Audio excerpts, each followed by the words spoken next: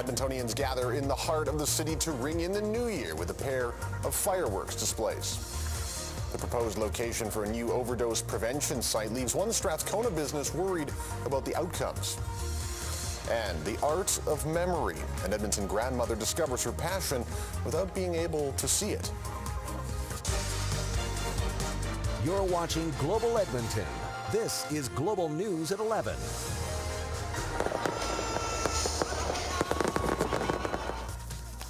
Well, for the first time in years, thousands of people are in our downtown core for New Year's Eve. In about a half an hour, a fireworks show will light up Churchill Square for the second time tonight, as the one you just saw did at about 8:30. It's also the first ever New Year's Bash at Ice District Plaza. It's also where country music star Brett Kissel will be performing a free show until the wee hours of the morning. People we spoke with at Churchill Square were happy they came down. It's nice. I love it. I love the vibe. Like, the fireworks is awesome. I like it. I get to stay up really late. I'll probably go to the Oilers tailgate party. As you can see, very big Oilers down. A reminder, with New Year's Eve celebrations happening across the city tonight, Edmonton Transit is free until 3 a.m.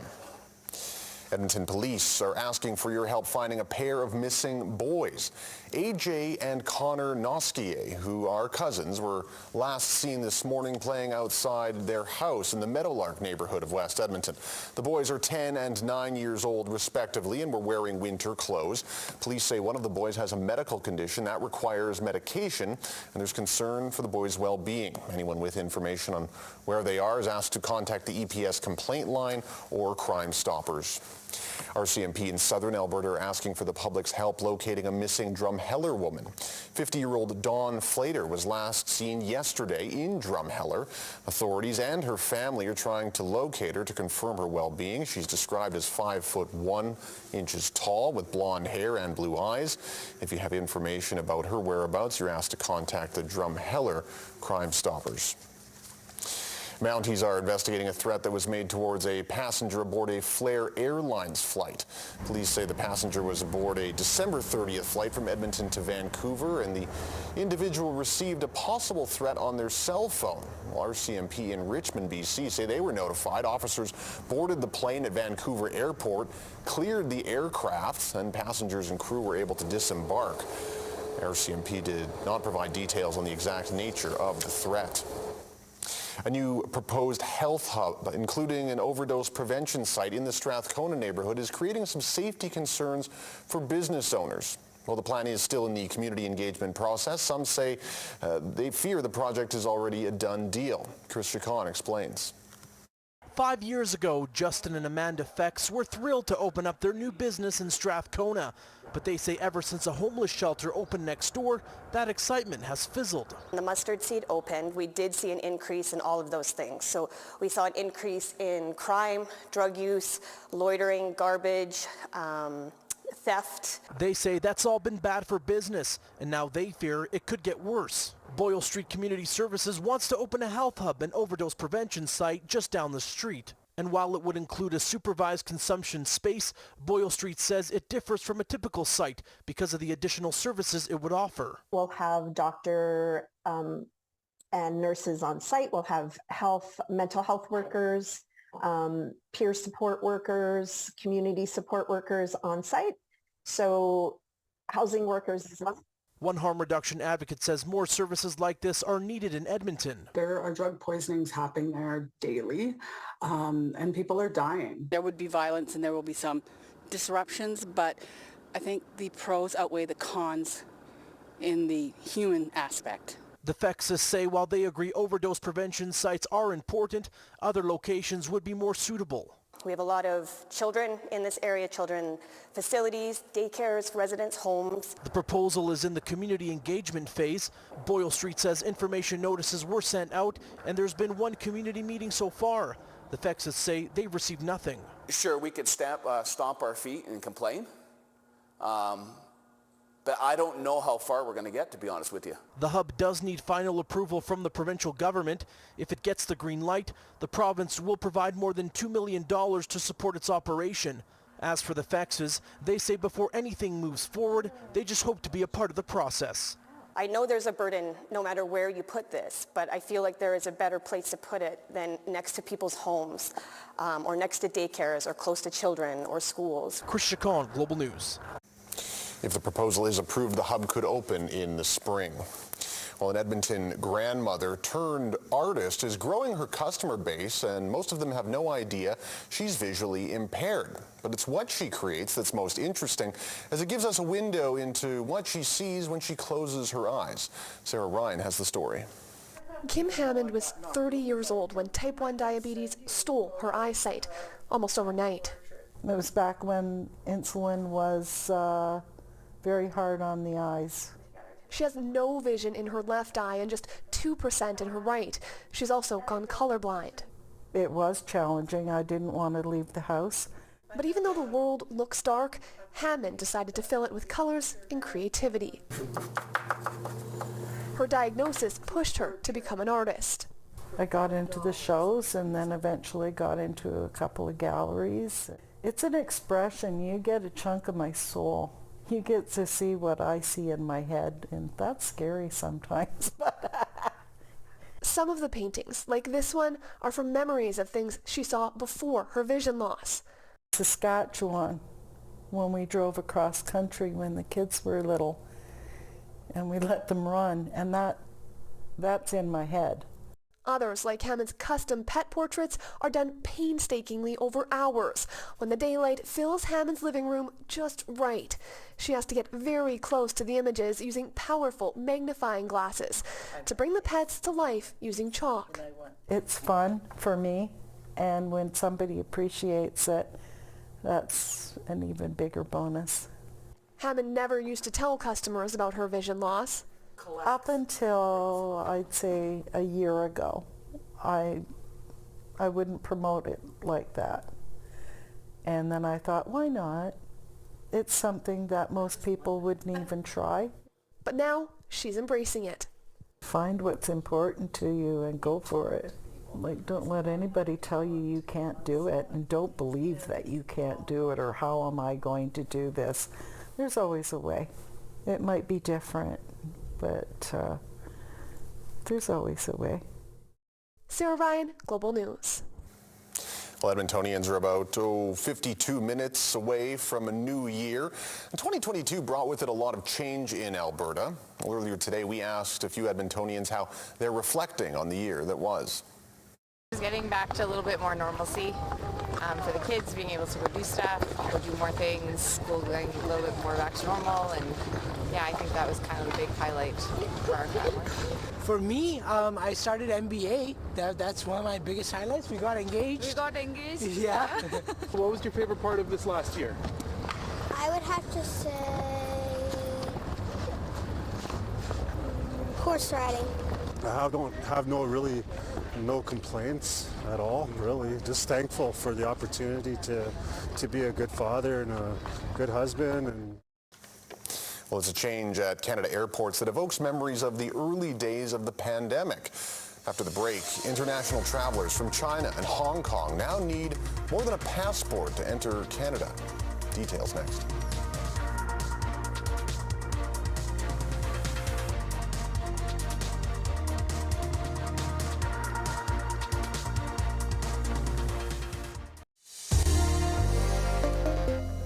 The world may be ringing in a brand new year, but an all too familiar COVID-19 restriction from the past couple of years is returning. The federal government is following the lead of numerous other countries and imposing a requirement on travelers coming from China, Hong Kong, and Macau. Krista Dow has the details. In China, it has been a grim and familiar scene for much of December. Hospitals and funeral homes overwhelmed in past weeks as that country grapples with a surge of COVID-19 infections, with cases topping nearly 30,000 daily, according to the latest available data from the WHO. The COVID crisis in China prompting a return of travel restrictions. Canada will now be requiring all travelers over the age of 2 arriving from China, Macau, or Hong Kong to show proof of a negative COVID-19 test. Tests must be taken 2 days before their flight. I guess it's a good idea. I believe in being safe when you can. Canada joins the U.S., England, and Japan in imposing new travel restrictions. The move supported by BC's health minister. I think it's a prudent step. It's the right step to protect Canadians, protect travelers, and to ensure we're safe. There's a lot of unknowns about the circumstance right now and what's happening with the pandemic in the People's Republic of China. Ottawa says the temporary measures are in response to the surge of cases and a lack of information from China, including genomic sequencing.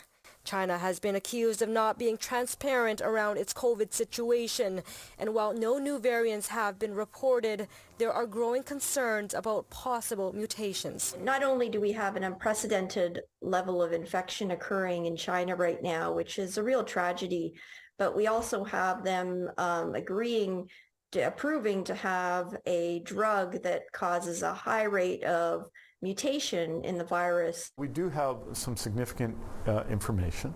A lot of what they're dealing with China are subvariants of what we know as the Omicron variant of concern. So we do have some information. Obviously, we would like to see more.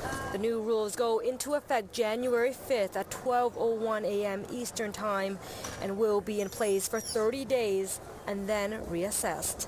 Krista Dow, Global News. Another wave of Russian missiles struck Ukraine on New Year's Eve, damaging residential areas and killing at least one person in Kyiv. It's the latest attack to put civilians in harm's way as Ukrainians enter another year of enduring Moscow's invasion. Sean O'Shea has more on their struggle and their hopes at the end of 2022. For Ukrainians facing 2023 still defending a Russian invasion, the end can't come soon enough. I would really like this year to be over, says Oksana Morozenko. Finding joy here isn't easy. It's New Year's and it makes me feel sad, her mother chimes in, as Russian airstrikes once again fall on Ukraine. President Volodymyr Zelensky said the world will never forgive the terror. Ukraine, he said, will never forgive Russia. In Moscow, Russian President Vladimir Putin drank a toast with soldiers and gave out medals. His defiant defense minister claims Russia's victory, like the New Year, is inevitable. While Ukraine's defense minister released this video, a letter to Santa, thanking the West for weapons and asking for more. I hope you don't mind that we generously shared some of your gifts with our deranged northern neighbor, who behaved very badly this year. Russia and Ukraine did exchange prisoners in time for the new year. 82 Russians and 140 Ukrainians seen here. And other soldiers, many fighting since February, came home by train to Kyiv for New Year's. With books, tea, and really cozy atmosphere. And candles, of course. Just us. Just to be together. Just us, nothing else. The country's collective hope. Tamara Kovalova says Ukraine wants victory and peace, as it inches to culminating one full year at war. Sean O'Shea, Global News.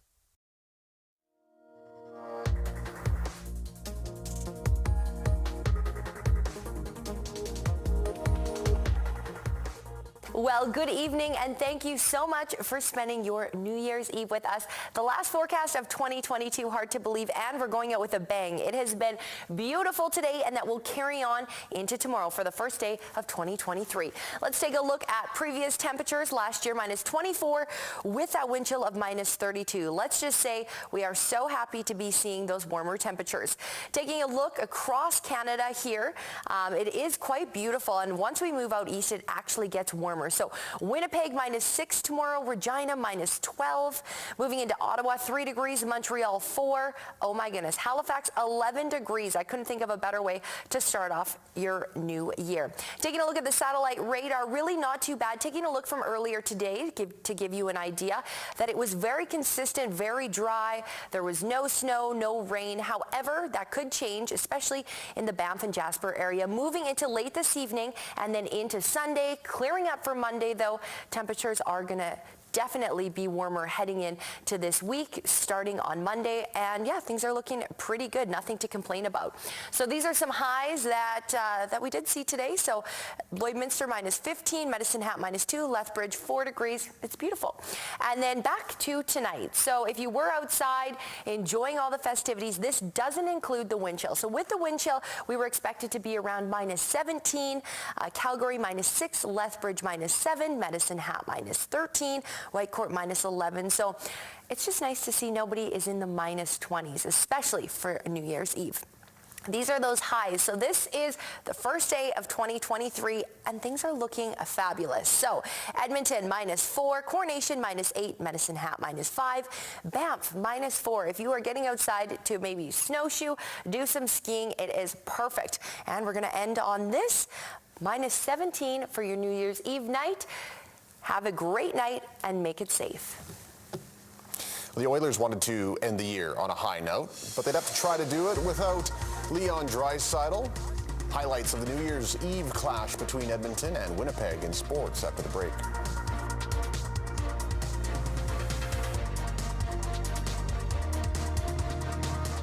Closed caption. You're watching Global News at 11. John's here with sports. The Oilers hosting the Jets. My recollection over my years in Edmonton was that with the Oilers, when they play on New Year's Eve, don't fare very well. Sort of like their afternooners. Yeah, kind of, actually. But the Jets played a perfect road game tonight. That was the difference tonight, Dan. Yeah. It's New Year's Eve. People want to party, watch some fireworks, and make some noise. Rogers was the perfect place to check off the aforementioned New Year's Eve things to do. Why? Because the Oilers were ringing in 2023 with the Jets, and you better believe the fans at Rogers were ready to rock. Leon Draisaitl, however, still isn't into the swing of things. Out again with an unknown injury. The Jets decide to crash the party under 5 minutes to go in the first. They only had one shot up to this point, but the second one was a slammer. Neil Pionk beats Jack Campbell, a power play tally, 1-0 Winnipeg. Connor McDavid didn't have to ring in the new year quite so literally, but he does. Cranks one off the post midway through the second. Captain Fantastic was riding a 17-point streak.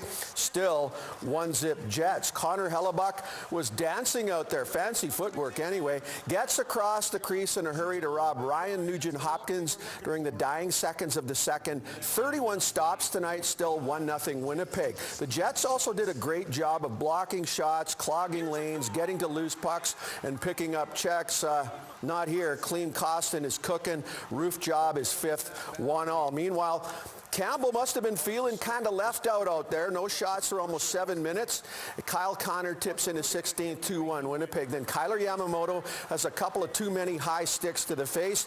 Brandon Dillon in the bin. The Jets blocked 20 shots altogether tonight. They weathered a wild barrage as time ticked down. Winnipeg shades the Oilers 2-1. Party poopers. Costin went down awkwardly in the process. McDavid's streak is snapped. Oh well, there's always next year. Seattle here on Tuesday. During the first intermission of the Oilers-Jets game, the NHL, the Oilers, and the Flames made a big announcement to celebrate the 20th anniversary of the Heritage Classic. The Oilers and Flames will play an outdoor game at Commonwealth Stadium next October. 57,000 fans watched the Habs defeat the Oilers 4-3 in 2003.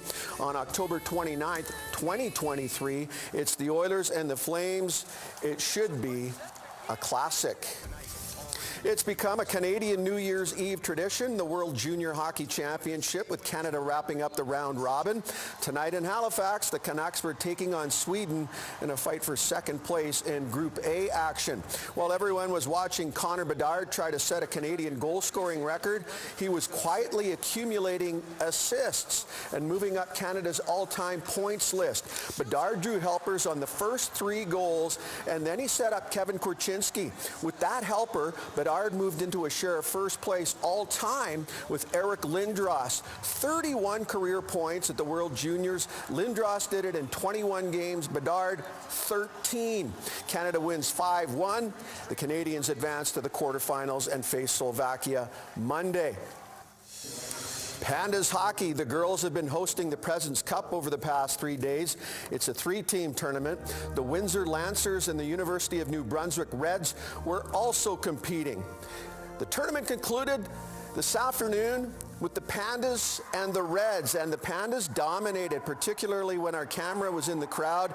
They were out shooting the Reds 19-9 at one point in the contest, but the Pandas did prevail, 1-0 the final, a 3-0 record at the tourney. The Pandas captured the President's Cup. U of A student athletes were surprisingly busy over the holiday season. Pandy's volleyball team was serving up the New Year's Classic. Laval provided the opposition this afternoon. Brandon, Calgary, and Regina were also participating at the 3-day tournament. The Pandas finished with a 2-1 record after defeating Laval 3-1 to conclude the schedule. Aging Portuguese soccer superstar Cristiano Ronaldo has decided to cash in before he calls it quits.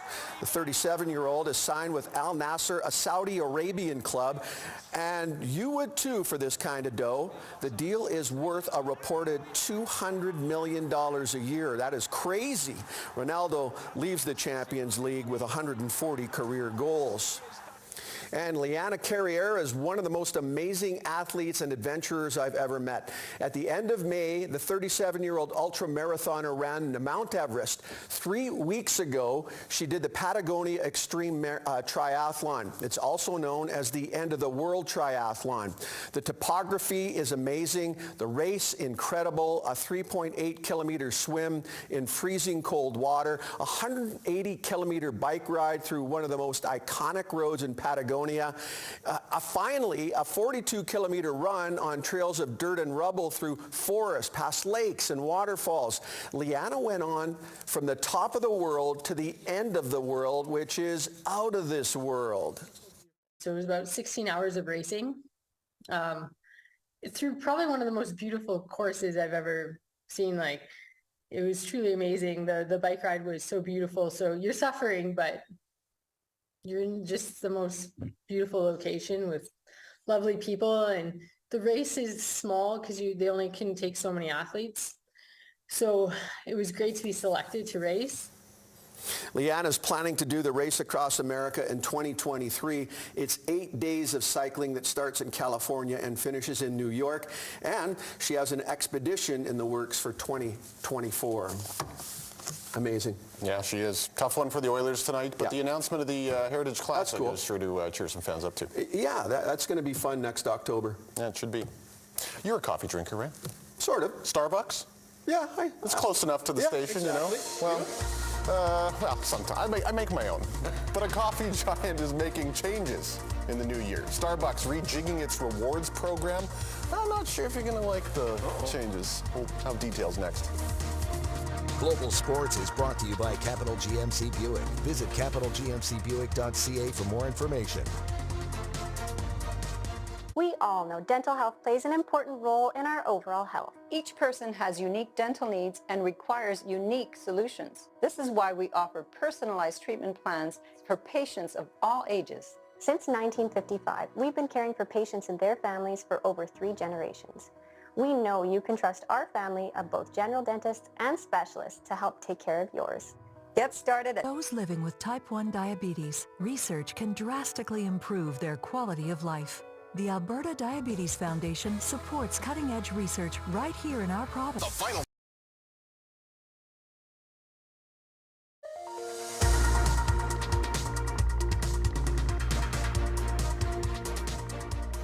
Well, finally for us tonight and in 2022, the new year is bringing changes for loyal customers of Starbucks. The coffee giant is making changes to its popular rewards program, increasing the number of stars required to redeem free menu items. Free coffee, tea, bakery items, or packaged snacks will now require 100 stars, double the current 50. All other handcrafted beverages, including lattes, frappuccinos, hot breakfast items, sandwiches, will now require 200 stars, up from the current 150. The changes take effect February 13th. Is that going to impact you? No, but my wife will. Oh, no. She'll feel the effects. Inflation hitting Starbucks rewards or something now. I don't know. That could be the...